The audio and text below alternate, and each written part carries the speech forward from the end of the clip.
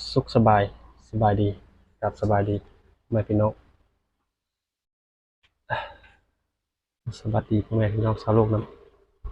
มาพบพ่อกับมาหยองอยู่ป้าอยู่ชวนที่เก้าพี่น้องวันนี้สิพาพี่พาน้องมากินเมนูอาหารแบบคนลาว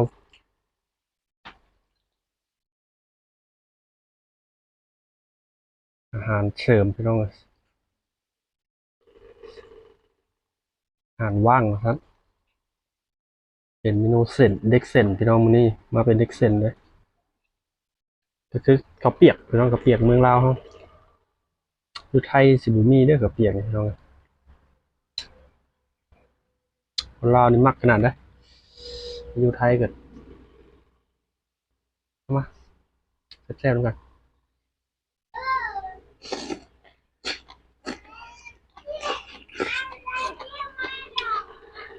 อื้อหือ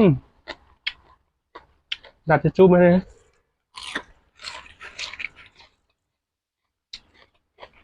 ก็งอกเยอะ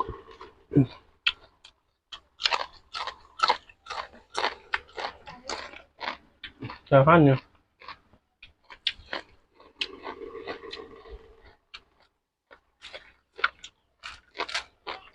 เฮ้ยเป็นโคกเลยครับมันเบียร์ได้เหมือนโคกอันนี้โมเมนต์แนวขาขาวเนาะอันนี้เป็นของมีเลือด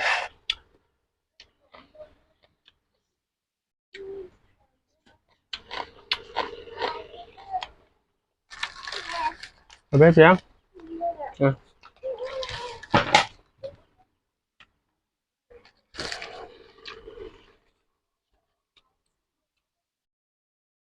อืมคืออยากเข้าเลยเรายามเที่ยงแต่มาอัปโหลดวิดีโอลงตอนแรกเนาะ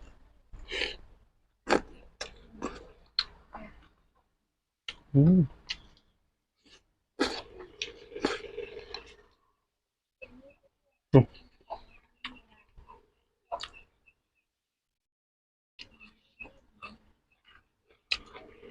พริกกี้เนาะครับน้องเบาสี่ไหมตัวงอกสองมักเลย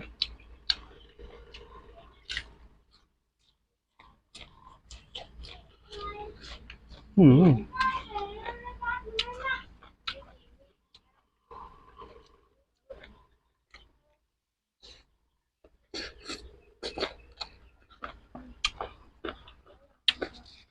รสชาติได้ใจ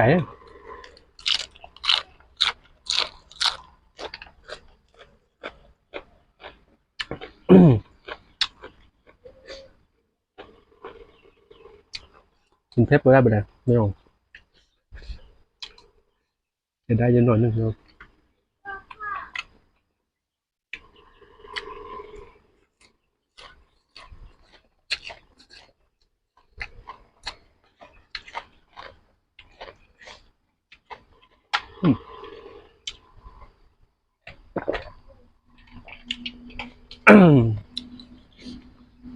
มากแห้งเลยพี่น้องครับเมนูกระเปียก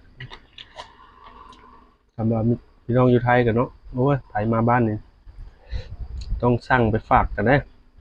บ่ได้หยังก็ได้ก็เปียกไปมันก็เป็นของที่บ่เน่าเขาเนาะถือไปก็ง่าย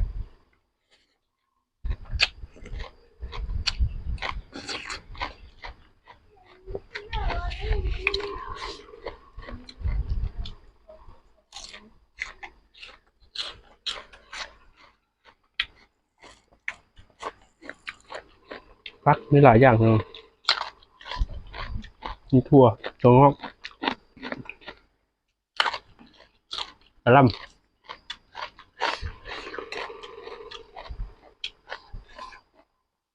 มีหมูยออืม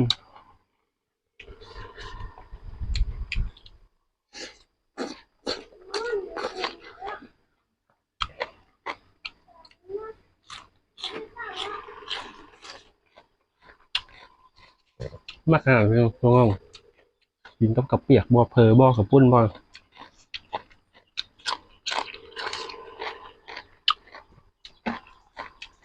กินตำหั่นเพิ่งให้จานนึงนี่โอ้ บุพอพี่น้องขอเพิ่มน้ำต้มกระเปียกใกล้ๆเนาะอืมสุดยอดเลย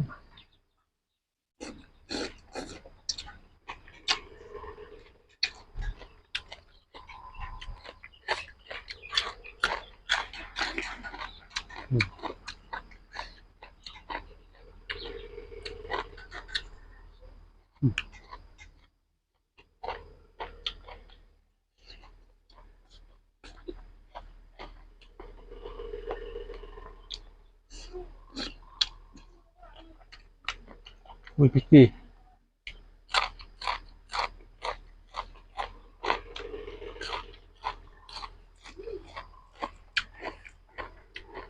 กะปิอืมสุดยอด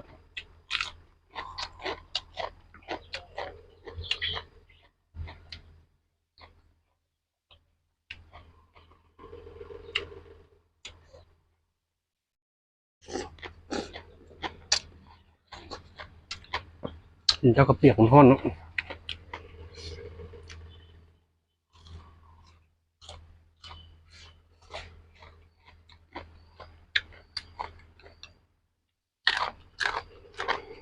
ขาดบ่ได้กะปิ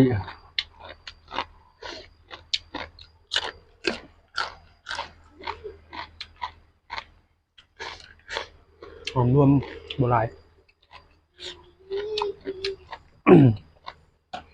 รดน้ำกันโอ้น้ำหมุนข้นเนี่ยพี่น้องใช้เลือดน้ำมื้อนั้นเอาซีนงัวจงเลือดไปต้มกับเปียก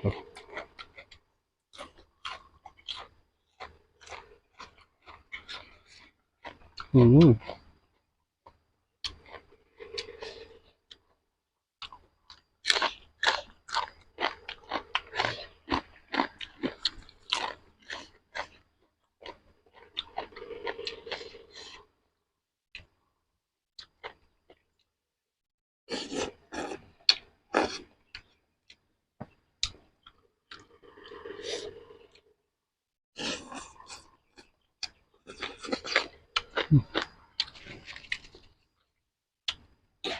ยอด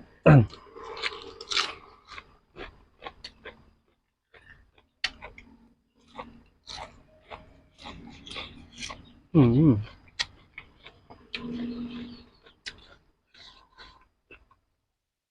เปลี่ยนน้ำทอดเนาะพริกเพชรกับอัน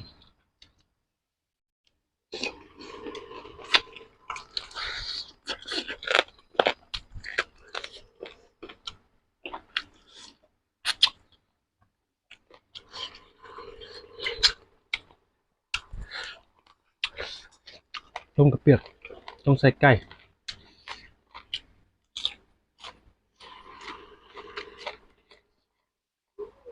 ถึงนัวพี่น้อง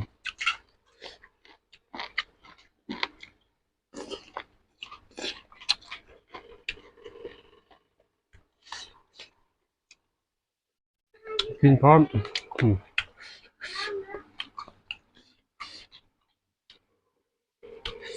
จัดไปกินเพชรบ่ได้เลยพี่น้องอืม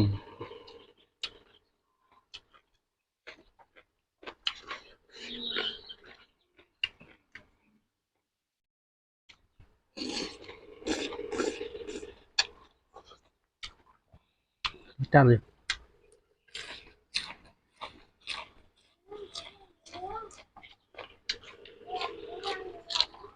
อืมอืม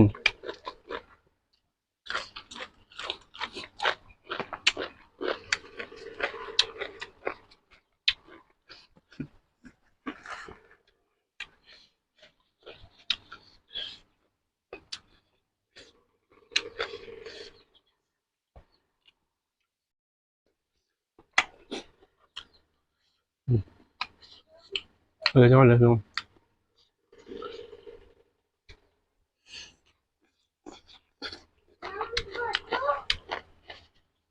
เลยไป3 ไม้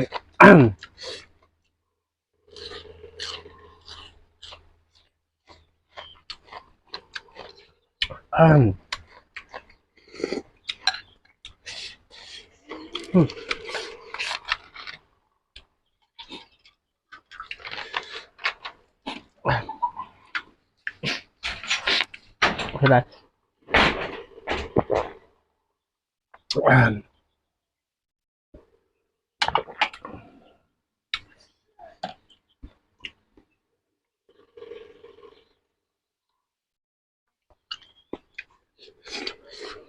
อืมยอดเลยนะเผ็ดจริงๆ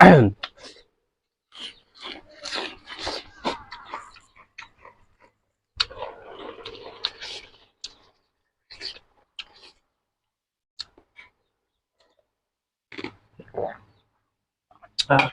เดี๋ยวขอจบคลิปเท่านี้ไปก่อนนะพี่น้องโอ้น้ำมูน้ำตาไหลเลยเพชรเราด้านไทยเข้ามาแล้วก็อย่าลืมกดไลค์กดแชร์ด้วยพี่น้องนะขอเชิญสุขภาพร่างกายแข็งแรงเย็บจนร่ำรวยตลอดปีต่อไปขอบใจ